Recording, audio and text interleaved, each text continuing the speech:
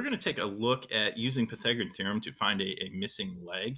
And what should become really, really apparent um, when you look at this triangle, that green height, which is really useful when we try to like find the area of a triangle potentially.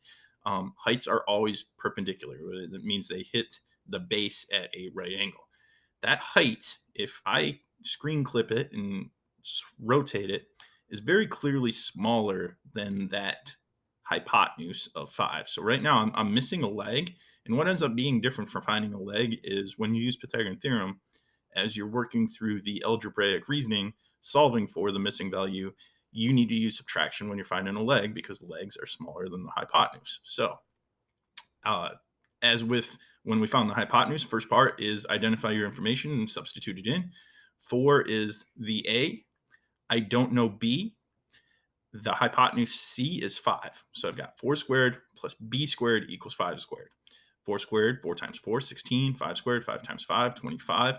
So now what's different, and it goes back to what we do in algebra settings all the time. If I want to solve for a missing variable, I need to inverse the math operations. Right now, something plus b squared, 16 plus b squared equals that 25. I undo adding 16 by subtracting. So I either do the mental math. 25 minus 16 is 9. 25 minus 10 is 15. So it's one less. It's 9. Or I grab my calculator. So now I know b squared equals 9 because that's what 25 minus 16 is. So I want to square root. And that's why in previous lessons we worked on square rooting, because square roots cancel out squares. If you go look on most calculators, the square root key or button is right beside the square button or key. So square root of 9, I'm asking myself what times 9 is 3, or I grab my calculator. What times itself is 9? 3 times 3 is 9, so the square root of 9 is 3, or again, you can just grab your calculator. So now we know the height of this isosceles triangle is 3. So if I want to find the area of the triangle area, first I go through and I solve for that leg like I talked about in the previous slide real quick. And then I'm throwing in the base of that triangle is 8. Don't make the mistake of using 4. The height is 3.